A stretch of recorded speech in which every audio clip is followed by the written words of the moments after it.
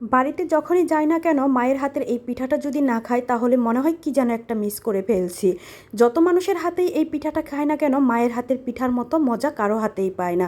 আমিও অনেকবার চেষ্টা করছি কিন্তু আমার মায়ের হাতেরটার মতো এতটা মজা কখনোই পাইনি। পিঠার নিচের দিকটা হয় মুচমুচে আর উপরের দিকটা হয় একদম সফট, খেতে সেই মজা হয়।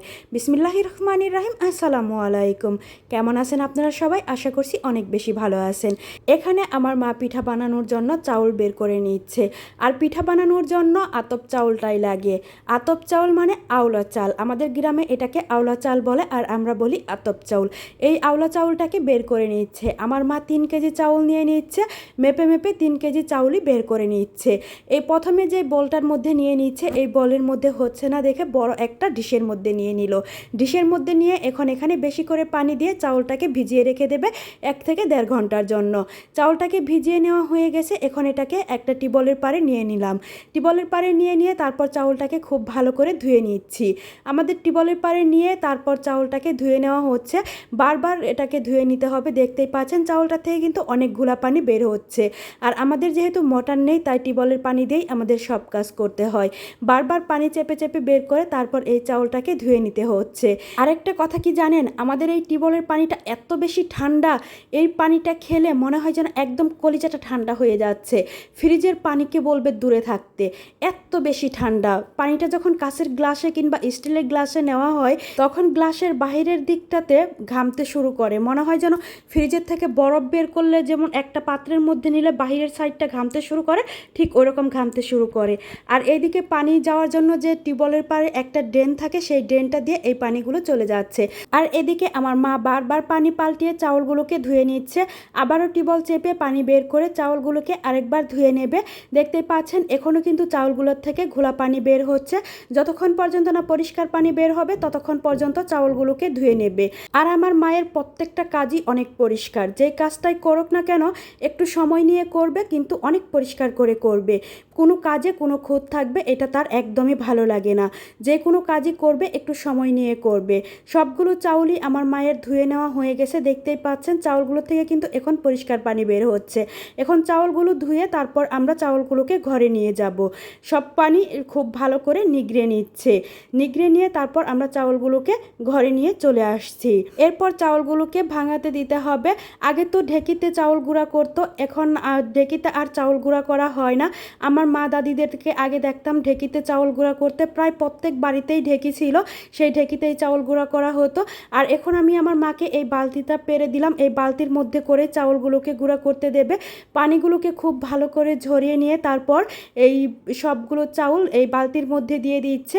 তারপর এই বালতিতে করেই চাউলগুলোকে গুঁড়া করে নিয়ে আসবে। আমাদের বাড়িতেও একটা সময় ঢেঁকি ছিল। যখন মেহমান আসতো অনেক সময় 10 কেজি 15 কেজি করে চাউলও ঢেঁকিতে গুঁড়া করে নিত। প্রত্যেকটা বাড়িতেই ঢেঁকি ছিল, প্রত্যেকটা ঘরে ঘরে। কিন্তু এখন আর সেই ঢেঁকিগুলোকে দেখা যায় না। পুরোটা গ্রাম খুঁজলেও একটা বাড়িতেও সেই ঢেঁকি পাওয়া যায় না। আমাদের গ্রামের মেশিনটা বন্ধ ছিল, তাই অন্য গ্রামে এই চাউলগুলোকে দিয়ে পাঠিয়ে দেওয়া হবে গুঁড়ো করে আনার জন্য। চাউলগুলো বালতির মধ্যে দেওয়া হয়ে গেছে। এখন এগুলো দেখেন এই যে গুঁড়ো করে আনা হয়ে গেছে। এখন এগুলো পিঠার জন্য প্রস্তুত করা হবে। একটা বলের মধ্যে আমার মা প্রয়োজন মতো চাউলের গুঁড়া নিয়ে নিচ্ছে, নিয়ে তারপর এখানে পিঠা বানানোর জন্য এটাকে রেডি করে নেবে। প্রথমে অর্ধেকটা চাউলের গুঁড়া নিয়ে নিচ্ছে, অর্ধেকটা গুলিয়ে নেবে, তারপর বাকি অর্ধেকটা পরে গুলাবে, একসাথে পুরোটা গুলিয়ে নেবে না। চাউলের গুঁড়াটা নিয়ে এর মধ্যে দিয়ে দেবে লবণ, স্বাদ মতো লবণ দিয়ে তারপর চাউলের গুঁড়ার সাথে খুব ভালো করে মাখিয়ে নেবে। আমার মায়ের কাছ থেকে এভাবে দেখে আমি অনেকবার পিঠা বানানোর ট্রাই করেছি, কিন্তু আমার মায়ের মতো এরকম হয়নি। আমি জানি না কেন আমার মায়েরটা এত বেশি সুন্দর হয়। চাউলের গুঁড়াটা লবণের সাথে মিশিয়ে তারপর হালকা কুসুম গরম পানি দিয়ে অল্প করে প্রথমে গরম পানি দিয়েছে, দিয়ে তারপর এটাকে মাখিয়ে নিচ্ছে। প্রথমে মাখিয়ে নিচ্ছে, তারপর দেখেন একটু আগে কিন্তু রোদ ছিল, এর মধ্যেই বৃষ্টি শুরু হয়ে গেছে। বাহিরে বৃষ্টি পড়তেছে আর এই বৃষ্টির মধ্যে গরম গরম চিতই পিঠা মাংসের সাথে খেতে কতই না ভালো লাগবে। একটাবার ভাবেন যে কতটা মজা হবে খেতে। অনেক সময় ভর্তার সাথেও খেতে কিন্তু ভালো লাগে, কিন্তু বৃষ্টির মধ্যে আমার মনে হচ্ছে যে মাংসের ঝোলের সাথে খেতে অনেক বেশি মজা লাগবে। আর এইটা মাখার সময় হঠাৎ করে আমার মায়ের মনে পড়ে গেল যে একটু বেকিং পাউডার দিয়ে দেই, তাহলে পিঠাগুলো বেশি ফুলবে। তারপর একটু বেকিং পাউডার দিয়ে দিল। বেকিং পাউডার দিয়ে তারপর এখানে দিয়ে দিল সামান্য একটু রান্নার তেল। তেলটা দিল। আমার মাকে আমি জিজ্ঞেস করলাম, মা তেলটা কেন দিলা? বলল যে এখানে তেলটা দিলে পিঠাটা অনেক বেশি সুন্দর হয়, এই জন্য তেলটাও একটু দিয়ে দিলাম। সামান্য একটু তেল দিয়ে দিয়েছে, 1 টেবিল চামচের মতো তেল দিয়ে তারপর খুব ভালো করে মেখে নিচ্ছে। আমি মাকে জিজ্ঞাসা করলাম, তুমি এটাকে এত বেশি মাখছো কেন? বলল যে এভাবে অল্প একটু পানি দিয়ে বেশি করে মেখে নিলে তাহলে পিঠাটা অনেক বেশি ভালো হয়, এটাকে যত বেশি মাখবা পিঠাটা তত বেশি ভালো হবে। তারপর আবার কুসুম গরম পানি দিয়ে এই পিঠার গোলাটাকে রেডি করে নিচ্ছে। আমার মা এভাবে অল্প অল্প করে পানি দিয়ে তারপর কিন্তু এটাকে এভাবে রেডি করে নিচ্ছে। আর বাহিরে তো বৃষ্টি হচ্ছে, তো হচ্ছেই, দেখতেই পাচ্ছেন। এরকম বৃষ্টিতে ভালোই লাগতেছিল। আর এদিকে কিন্তু পিঠার গুলাটাও রেডি হয়ে যাচ্ছে। এইভাবে কিন্তু অল্প অল্প করে পানি দিয়ে, কয়েকবার পানি দিয়ে পিঠার গোলাটাকে রেডি করে নিচ্ছে। তো আমারও কিন্তু এই পিঠা বানানোটা মায়ের কাছ থেকে খুব ভালো করে শিখে নেওয়া হয়ে গেল। আমিও বাসায় গিয়ে ট্রাই করব। আর আমার মা কিন্তু এই পিঠাটাকে গ্যাসের চুলায় বানাবে, যেহেতু বৃষ্টি হচ্ছে তাই মাটির চুলায় যাবে না, গ্যাসের চুলাতেই বানাবে। আমি মাকে বলছি যে গ্যাসের চুলাতেই বানায়, মাটির চুলায় যাওয়ার প্রয়োজন নেই। তারপরেও প্রত্যেকটা পিঠা একদম পারফেক্ট হয়েছিল। এখন এটাকে রেস্টে রেখে দেবে আধা ঘন্টার জন্য। আধা ঘন্টা রেস্টে রেখে তারপর এই পিঠাগুলোকে বানিয়ে নেবে। অনেকে বলে যে পিঠা বানালে প্রথম পিঠাটা ভালো হয় না, তারপরের পিঠাগুলো ভালো হয়, কিন্তু আমার মায়ের প্রথম পিঠাটাই এত বেশি সুন্দর হয়েছে, মাশাল্লাহ। প্রথম পিঠাটাই আমি আপনাদেরকে দেখাচ্ছি, যে দেখেন আমার মা প্রথম পিঠাটাই দিয়ে আপনাদেরকে দেখাচ্ছে। আর এখানে লাইট ধরে পিঠাটা বানানো হচ্ছে, কেননা গ্রাম এলাকা বুঝেনি তো, একটু বৃষ্টি হলেই কারেন্টটা চলে যায়, কারেন্ট থাকে না, এই জন্য এখানে লাইট ধরে পিঠাটা বানানো হচ্ছে। আর বিসমিল্লাহ বলে পিঠাটা দিয়ে দেওয়া হলো। তারপর পিঠাটা হয়ে গেলে আপনাদেরকে তুলে দেখানো হচ্ছে। পিঠাটা দিয়ে একটু পানি ছিটিয়ে দিল ঢাকনা দিয়ে ঢেকে, তারপর পিঠাটা তুলে আপনাদেরকে দেখাচ্ছি।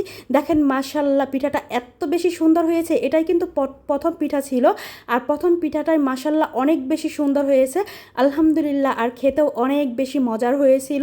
এইভাবেই আপনাদেরকে পিঠা আরেকটা বানিয়ে দেখাবো, অনেক বেশি সুন্দর হয়েছিল। এভাবে আপনারাও ট্রাই করতে পারেন, খুব সহজেই আর খুব সুন্দরভাবে এই পিঠাগুলো বানিয়ে নিতে পারবেন। আর খেতেও কিন্তু অনেক বেশি মজার। আর এখানে মাটির এই পাতিলের মধ্যে আমার মা পিঠাগুলো বানিয়েছিল। একটু মুছে নিয়ে আরেকটা আপনাদেরকে দিয়ে দেখাচ্ছি। এটা কিন্তু দ্বিতীয় পিঠা ছিল। এই দ্বিতীয় পিঠাটাও কিন্তু অনেক বেশি সুন্দর হয়েছিল, আপনারা একটু দেখে নেবেন। আপনারা হয়তো ভাববেন যে আমরা বারবার দিয়ে তারপর দেখাচ্ছি, এটা বিশ্বাস করতে পারেন যে এটা দ্বিতীয় পিঠা ছিল। দ্বিতীয় পিঠাটাও মাশাল্লাহ অনেক বেশি সুন্দর হয়েছে। দেখেন একটু কিন্তু ভেতরে কাঁচা ছিল না, উপরটা দেখে আপনারা বুঝে নেবেন যে এটার ভেতরটাও অনেক সুন্দর ছিল।